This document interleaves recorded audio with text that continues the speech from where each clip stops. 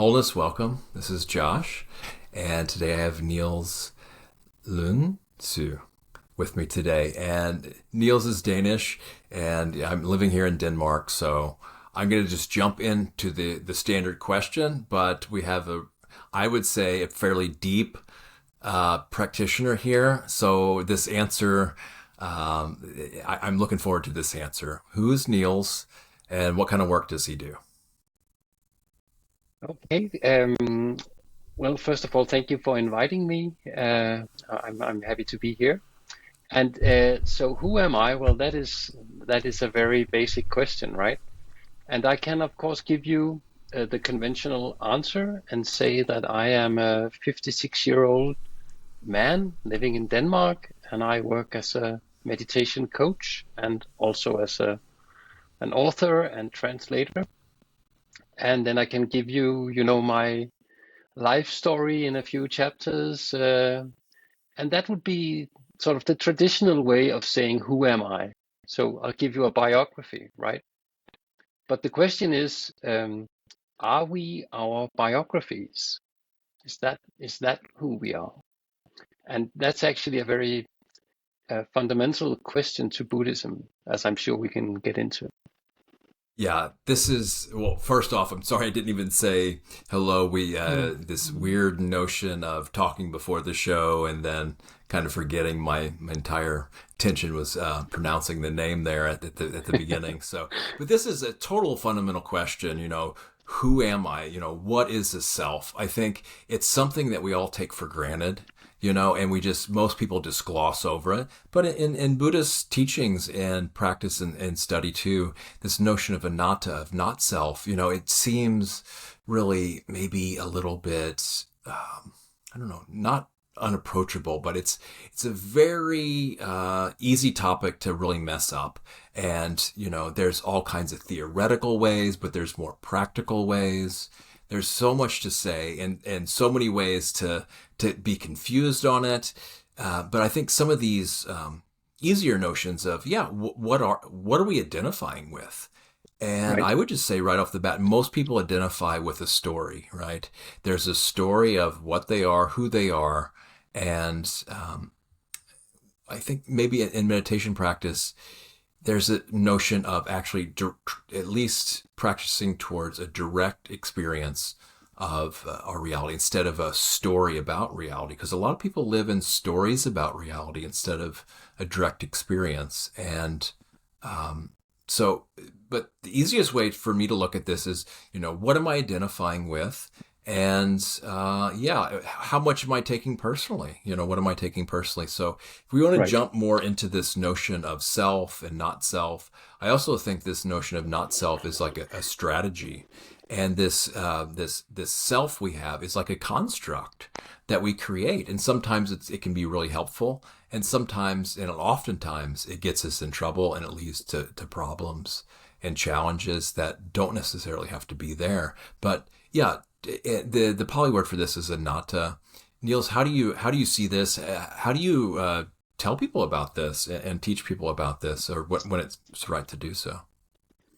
Yeah, you're absolutely right. It is a very difficult um, point to make because people get very confused if you say you have no self. Uh, of course I do. Or what does that even mean? So yeah, it's very confusing. So I like a slightly different wording of anatta. So you could say that there is no core self. That's perhaps a bit easier to understand. So you could say that, well, that would imply that there is an experience of self, an ever-changing experience of a self, but there is no sort of stable, permanent core self. So that makes it a bit easier. But I agree with you that the best way to approach it, or to sort of use a Socratic method to make people sort of go further into this question, is to ask, who do you identify with? So it could be the story. So I could have told you in the introduction 5 or 10 different stories of who I am, how I became who I am today, and so can everybody. Everybody can tell different stories of their lives, their autobiography up until this point, and sort of believing that that kind of defines who they are. Another thing people often identify with is their body. So are you your body? What if you do not have contact with your body? Are you then not there? And then just to mention a third possibility, which is perhaps more relevant to meditation. So people often identify with a point of view. So we have this sort of intuitive sense of myself being somewhere inside my head. So, and you can even hear that in the way we speak. So you can, for instance, hear people say when they talk about meditation experience, oh, there was an itch up in my scalp, or I had pain down in my knees. So you're saying up and down, front and back. So you're having sort of you're defining a space from a point of view. So there is this center point that is supposed to be you. But what's interesting is that if you apply a certain technique in meditation, sort of a variant of the well-known body scan, then you can actually try to find that point of view.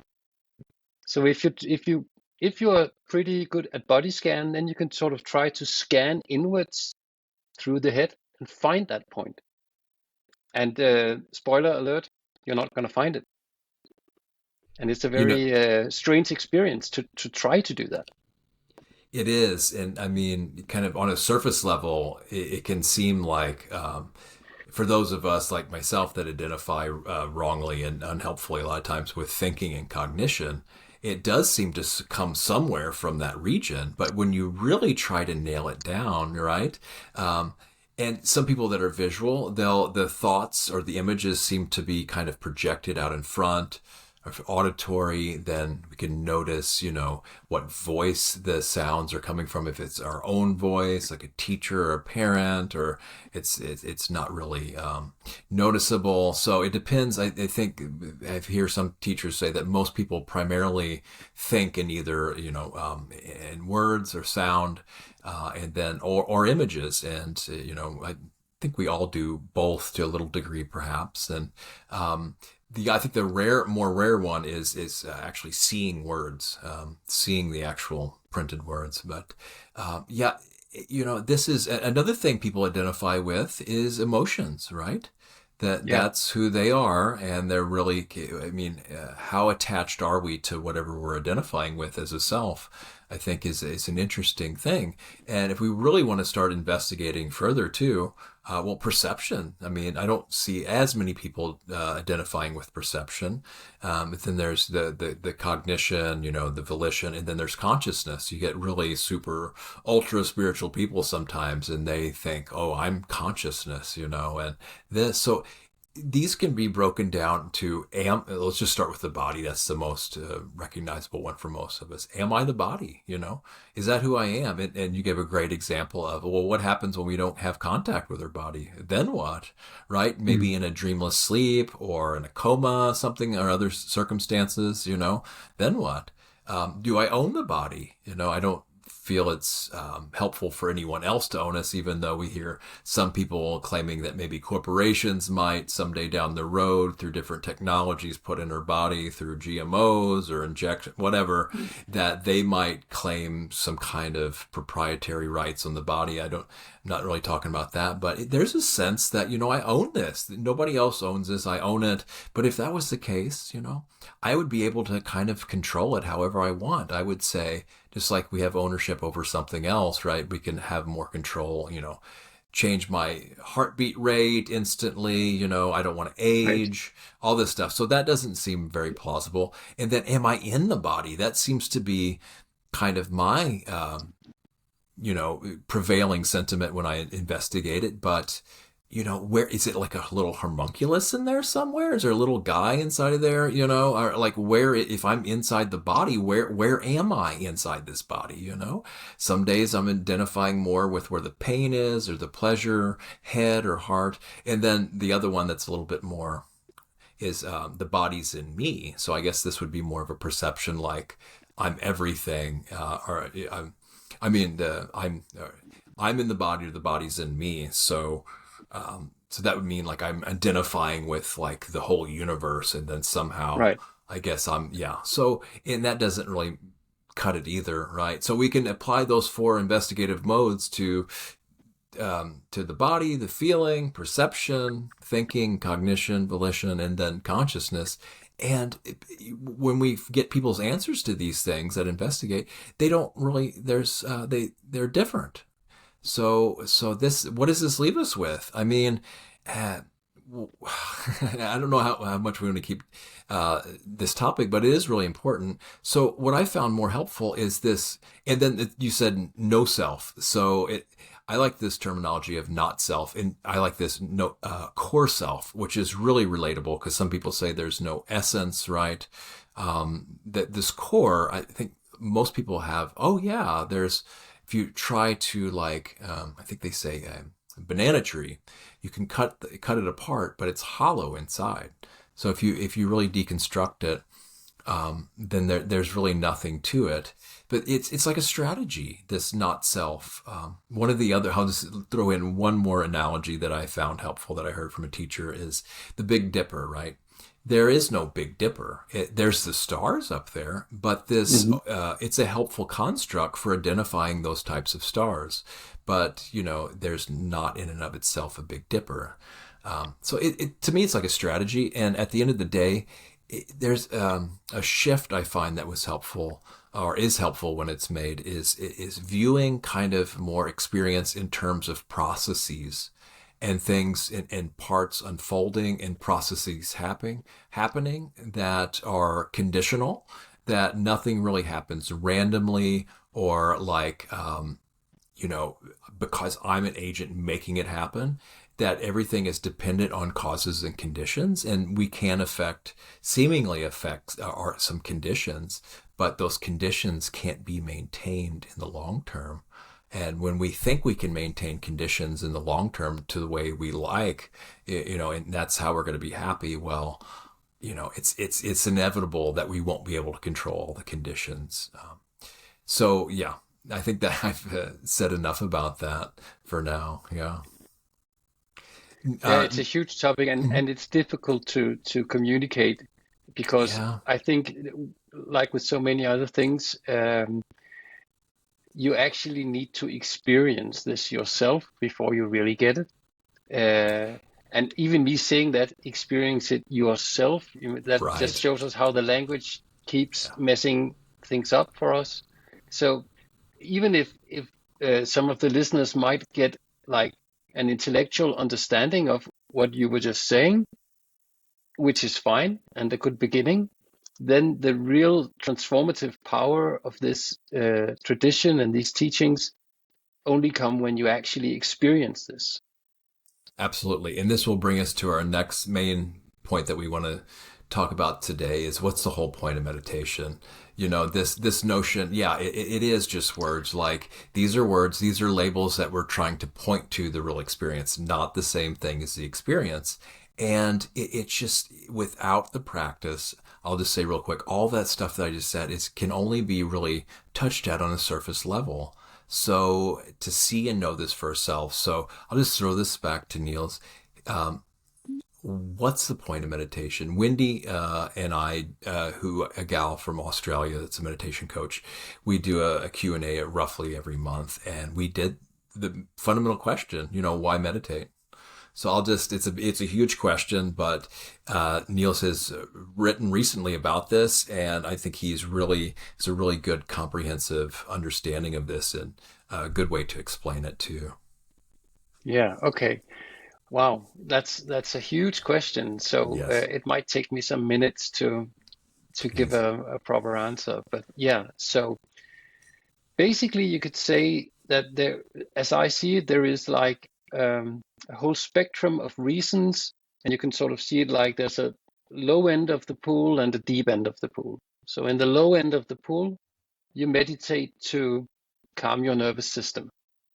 That's you spend 10 or 15 minutes a day focusing on your breath, and it kind of calms your nerves. And that's nice. It's a good thing. So this sort of basic mindfulness, that would be one reason. So it's perhaps the best way to calm your nervous system, certainly better than alcohol or any other kind of drug. So that's just a very basic reason. It gives you calm, peace. But then if you sort of continue into the deeper end of the pool, which will also demand like perhaps a little more than 10 or 15 minutes on the cushion every day, and especially some retreat time. I think I'm a very big fan of meditation retreats. I think a lot of the good stuff only happens if you go on retreat. So if I should try to explain what's going on in the deep end, it might take, like I said, a couple of minutes, because as I see it, what we train in meditation is basically our clarity. So you could say we have like these two forms of clarity, which could be called attention and awareness. So initially, you are mostly aware that you are training your attention, because the beginner's instructions are focus on your breath. Every time your attention wanders off, you bring it back. So you're training your attention. You're trying to stabilize your attention. But the thing is that you're actually also at the same time training your awareness, which is this kind of more panoramic, peripheral thing. And you can make like an analogy with vision. And it's notable how it's almost impossible to talk about consciousness and related subjects without using visual metaphors. So you could say attention is like the spotlight and awareness is like the floodlight. So you have these two different kinds of light in your clarity or in your consciousness or whatever. So to make the analogy with vision, if you've ever seen like a newborn baby who has not learned to focus, so the eyes are just going around in the head like this, or if you imagine yourself being super stressed out or perhaps very drunk and your eyes are just going everywhere, and so what's happening there is that you are focusing, you're putting your attention here, then there, then there. Your attention is moving, your eyes are moving around very quickly, which means that it's actually difficult also to orient yourself in the room. So the background will kind of be hazy when your attention, when your eyes are moving like that. And I keep saying attention because that's of course the analogy. So if your attention is very unstable, moving quickly around from focus point to focus point, then also your awareness will be hazy. So when you train your attention to stabilize, your awareness will be more clear. And this is where the good stuff begins, because when your awareness becomes more clear, then you can begin this other type of practice where you're sort of not just stabilizing and calming and relaxing, but you're actually investigating and furthermore, even deconstructing what you perceive. And this training, when you actually start working with your clarity, this is where you, for instance, you get much better emotional regulation, because you're able to perceive tiny impulses of, let's say, irritation before they grow up and become anger. Or you are able to perceive tiny impulses of worry before it grows up and becomes anxiety. So this is why you can get a much better emotional regulation from training your awareness. You sort of get to know your feelings and your emotions much better. And by the way, I came to think of when you talked about what we identify with, and a lot of people identify with their emotions. There was a few lines from Leonard Cohen that popped into my mind. Leonard Cohen, who was, as people probably know, also a Zen Buddhist. And he has these lines where he say, I don't trust my inner feelings. They come and go. And that's something he knows because he's a Buddhist. He has trained his mind. Yes, and it speaks to impermanence too, that why would we want to kind of latch on and grab something and identify with it and it kind of solidify it when it's really kind of impossible to do that. There was one point that you mentioned that now I'm blanking on. I love this metaphor though of that. Oh, that's what it is. The subtlety. And I think one of the reasons that this becomes more possible in meditation, perhaps, is it's kind of like an artificial container, right? We're minimizing sense input. And like you said, the calming of it in a samatha practice, it just allows more stability and unified collectiveness, and things settle down. And so it seems like the system is more open and responsive, or more capable even, to seeing the subtleties of reality, right? So the energetic system can become more, notice a lot more subtleties. And this is where, when it starts off, it a lot of times, especially in meditation, unless it's, I guess, coming up from a past memory or something that gets triggered and just floods out right away, that usually they arise a little bit more subtly, and then the awareness is already kind of more attention is more trained to maybe see it, and the awareness expands, and so there's more radar space, I guess, could be the way to put it. And yeah, so this way we're not taught in school really how to train awareness. I mean, train attention, really. Even I think the military does some of this, right? Their attention or something like this, but Yeah, right. it's a different type of attention, and awareness. We're just not really even taught that, and Yeah, yeah. yeah. I once had the thought that if I should boil down meditation instructions to one word, it would have to be in French, and I would say attention, attention. That's all. That's the only instruction you need, basically, right? So yeah, there's a lot in what you just said, and I agree with the point about children in school. It's so ironic that we always ask the children to pay attention, but we never teach them how, which is so stupid, because it would be quite easy, I think, to just start every day with 5 minutes of just basic mindfulness, and I'm sure that would be a good investment for learning. Totally agree. Couldn't really agree more. I think some schools in the States are doing this now, and some schools that have the TM, I think, are doing this. But it's really important and practical, and I think in today's society where, you know, attention is capitalized on. It's a precious commodity, people's attention. The trillions that advertisers spend on it. And a lot of people are, I mean, even you get sucked into a rabbit hole on Instagram and scrolling and forget why I even went on there to begin with, and one thing after another. And there's so much science involved in getting people's attention and getting them to come back. Tons and tons of money and effort spent on this. And I think I don't know, maybe this is too much of a generalization, but the general psyche, I think, of current day society is so fractured. If we look at Yeah, just media, it's just chop, chop, chop, and look at films and media from, 20, 30 years ago even. And there was these long sequences, and people would, could pay to sit and see a long sequence. But now it's every few seconds or multiple times a second, it's chopped up. And yeah, either I think it trains people's attention to have less attention span, and I'm right. wondering what it's doing to our psyche too, of not being able to have more wholeness and you know yeah, interest in staying with one thing for a long time. So this notion of training the mind, even just to stay with something, training the attention to stay with one thing.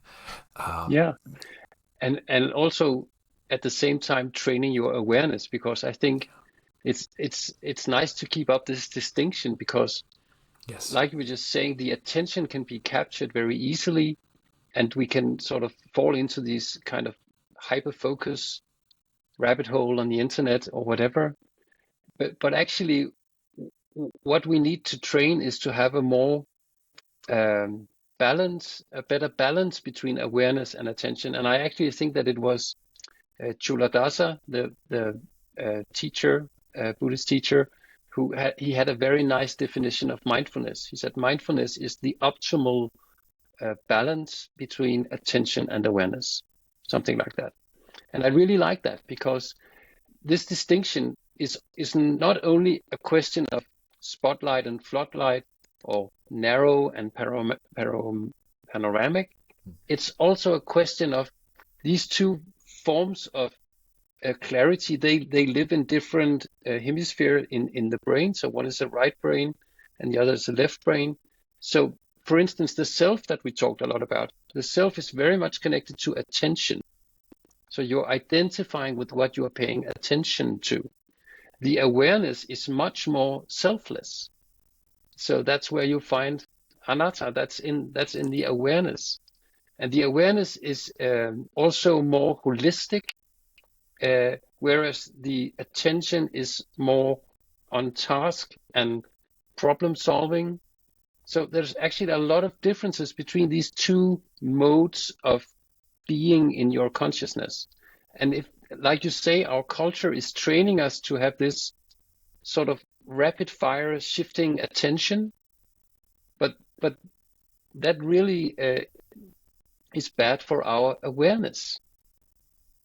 And so we are used to constantly moving our attention around very rapidly, and that means that this more holistic, more panoramic, more selfless part of ourselves is sort of, it's vanishing.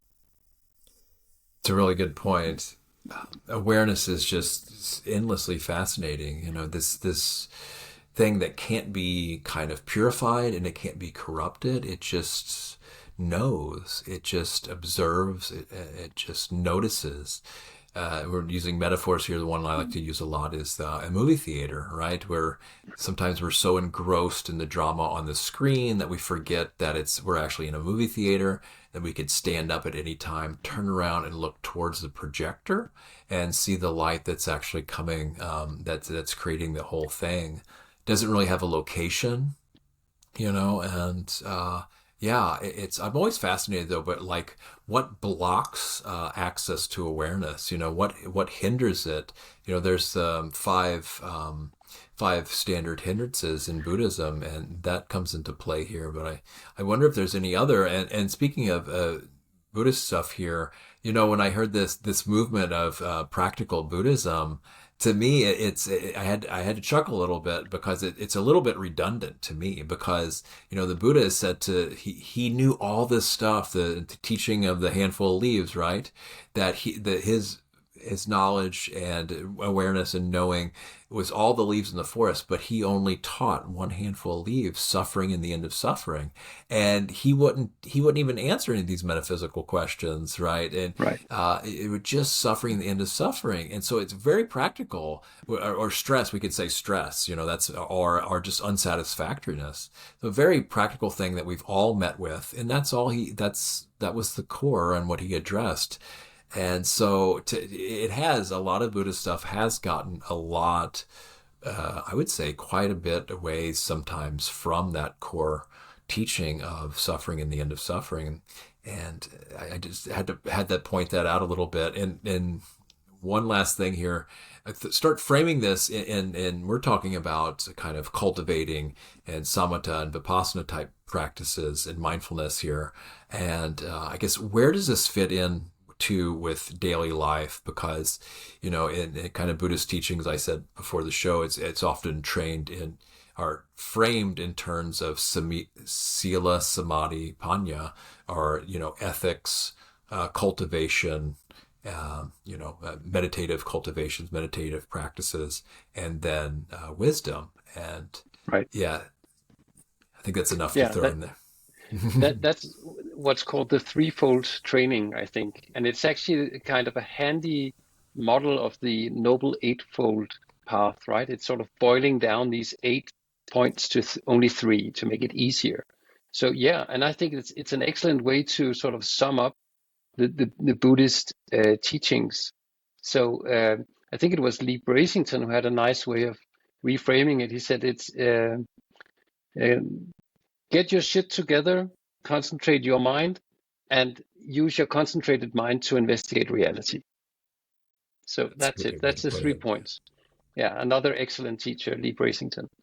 And I think that's basically it. That's what you need to do. You need, and maybe I would add, traditionally it has been seen like you start off with the Shila, you start off with morality, and then when you're sort of good enough with that, then you can get your first meditation instructions, and then when you have your concentrated mind, then you can get sort of the more advanced techniques and more advanced practices. And you know the young monk going to the Zen monastery wanting to become a monk, and he's just giving a broom, you know, and you can just sweep the floor for 5 years, and then maybe we will teach you something. So that's the traditional way. But in my own guidance, when I guide people, I try to sort of work on all three levels at the same time. I don't think you have to start with like 5 years of morality training before you can start focusing on your breath, because the thing is that these three different um, categories of practice, they enhance each other. So when you get a more concentrated mind, it's actually easier to get wisdom, and when you have more wisdom, it's easier to behave morally. And when you behave morally, it's easier to concentrate because you don't have all these thoughts about all the terrible stuff you did and so on. So they're kind of feeding on each other.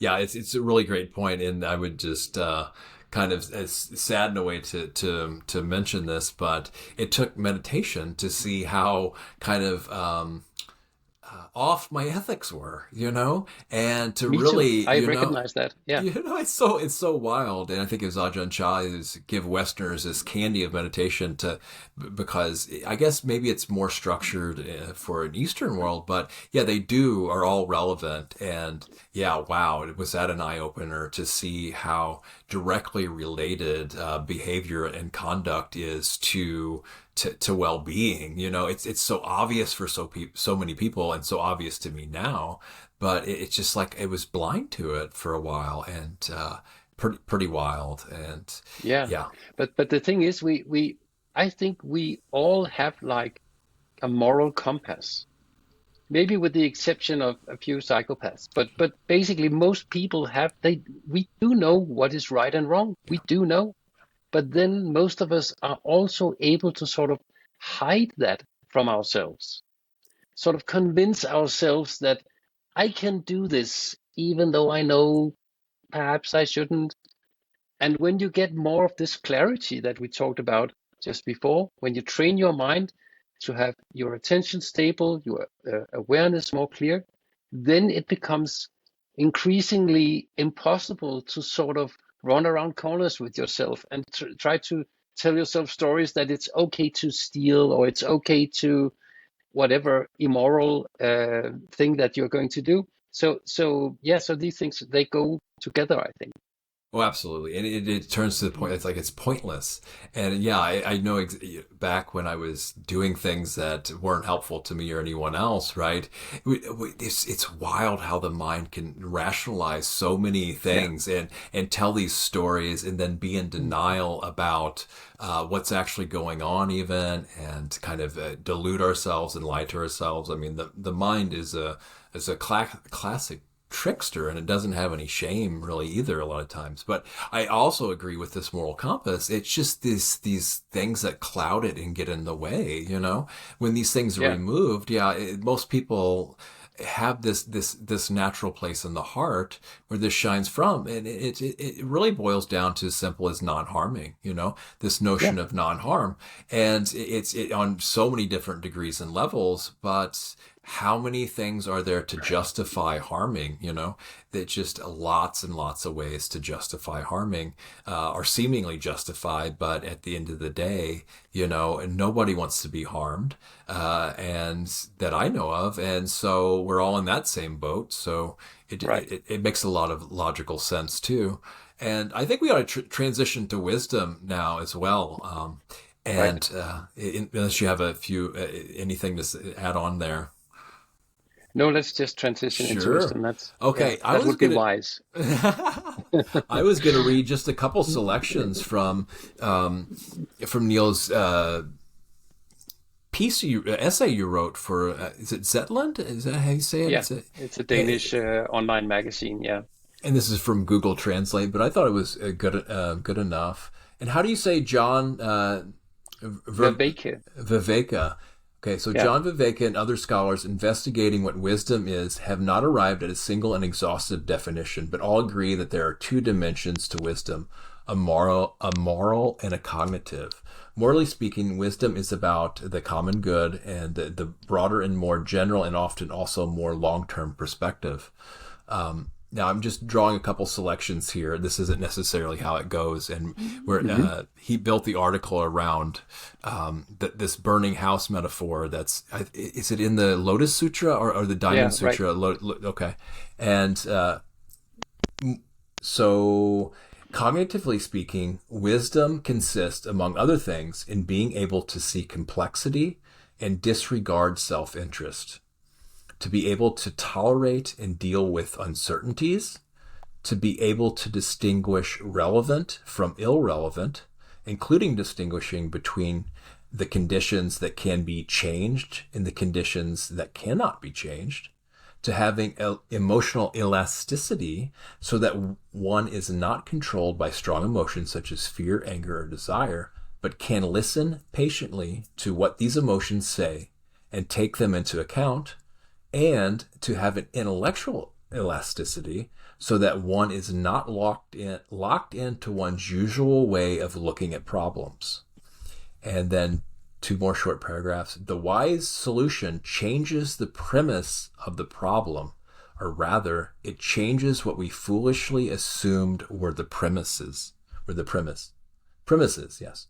Although we call it spiritual rather than cognitive, the development still concerns the same thing: a progressively richer and more nuanced perception of physical phenomena, causal relationships, time, space, movement, coherence, the relationship between self and world, and so on.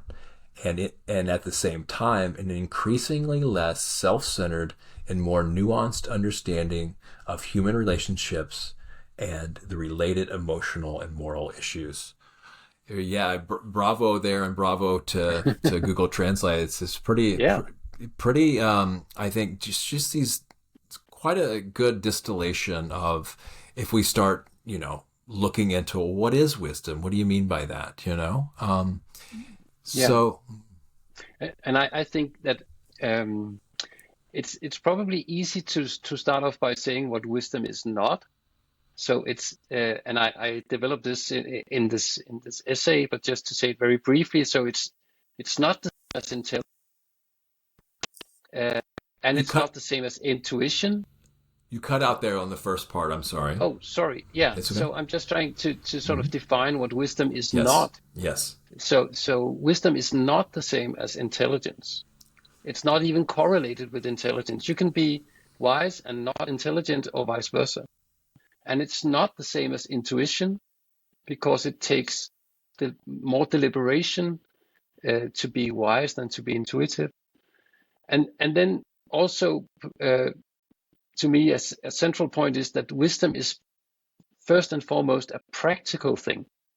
It's something that is working and it's sort of contextual, it's situational, it's a solution to a specific situation.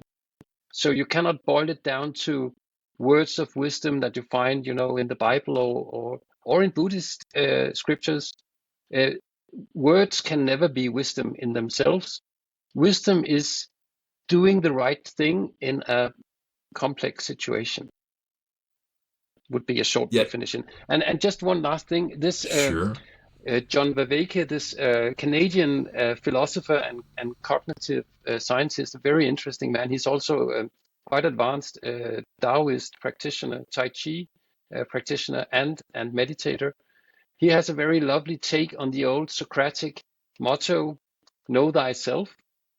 And this also relates back to what we spoke about in the intro. So know thyself doesn't mean that you have to know your autobiography, you have to know your story. It means you have to know your own user's manual. So how do you actually work? What stops you? What makes you go? What can you do? What can you not do? These are such great important points. I want to get your take on like gnosis though when it comes to wisdom. I mean, this is from direct knowing, and then how do we I guess cultivate wisdom. The other thing that I was just wondering about too is the morality link here, or the ethics link. And I guess it's probably tongue in cheek that some gangsters are considered wise guys, right? I don't know if it's just that's kind of supposed to be humorous or whatever, but there's also this notion of wisdom of knowing kind of when to be quiet and not say anything, or yeah, exactly. How do we the situational thing, and yeah, it's interesting to see different degrees of skillful action in the world and how that comes about. So Yeah, any thoughts on all this? yeah. It just strikes me now that wisdom is actually closely connected to the idea of no self or anatta, because it kind of uh, arises situation where there is no self. So if you can sort of hold your own self back, hold your ego back, and not wanting to control the situation to your own advantage or to some um, fixed idea about how this should be or how this should go, then wisdom can arise, but it's actually not your wisdom. It so there. I think some wise man said that there is actually no wise men or women. There are only wise actions. So wisdom can arise in a specific situation if the uh, people involved in the situation can let go of their selves and their egos. Then the wisdom will arise. It's already there as potential, and but usually it gets sort of uh, hindered by our egos, our ways of trying to take control. But it's actually there in the clarity or in the awareness, you could say, when if you can just relax, then the wisdom will arise. Well, I think this is a beautiful place to start wrapping up. Niels, I so appreciate you coming on today and going over the topics we did. And I find they're of utmost importance to meditators, and it's good getting your perspective, insights, wisdom, and how you operate too around all these. So why don't you leave folks with how they can get in touch with you, kind of the events. I know you've already got one like one retreat coming up, right? That's it's completely booked, right? And you might have added another, I don't know, and some things in the work. What you want to talk about, how people can get on your newsletter, all this stuff. Anything else you have that you want to announce, and then what would you like to leave any kind of message maybe to wrap up or leave the listeners with? Okay, thank you. Hmm. Well, first of all, if people want to get in touch or to see what I'm up to, then it's quite easy because they can go to my webpage, and so I have um, an English version which is pragmaticbuddhism.com, and there's not much info on that because I mainly operate in Danish. So if you are familiar with the beautiful Danish language, then you could go to pragmatiskbuddhisme.dk. That's the Danish version. And both of these sites, you can find my email and contact me. And I guide people in meditation, both in English and Danish. And then I have these events, like you mentioned, like retreats and online events and so on. And I think if I would have a little message to leave people with, it would be that I like this pragmatic approach. That's why I call what I do pragmatic Buddhism. And it might be, like you said, it's actually a bit of uh, use that adjective because Buddhism is pragmatic, or was at least in the beginning. But what I mean by that is that you don't have to be like an Olympian champion in meditation. You can start wherever you are, and if what you can do is meditate 10 minutes a day, that's fine. If you can meditate in the bus or on the bicycle, that's fine. I think it's just and you can start anywhere with one of the three trainings: the morality, the concentration, or the wisdom. It's just keep it simple, keep it pragmatic. Don't aim too high. Very cool. So may all beings everywhere come to know the most optimal and ideal, straightforward, practical, pragmatic approach that will be of benefit for themselves, for others, and for all beings everywhere. And may all beings everywhere realize awakening and be free.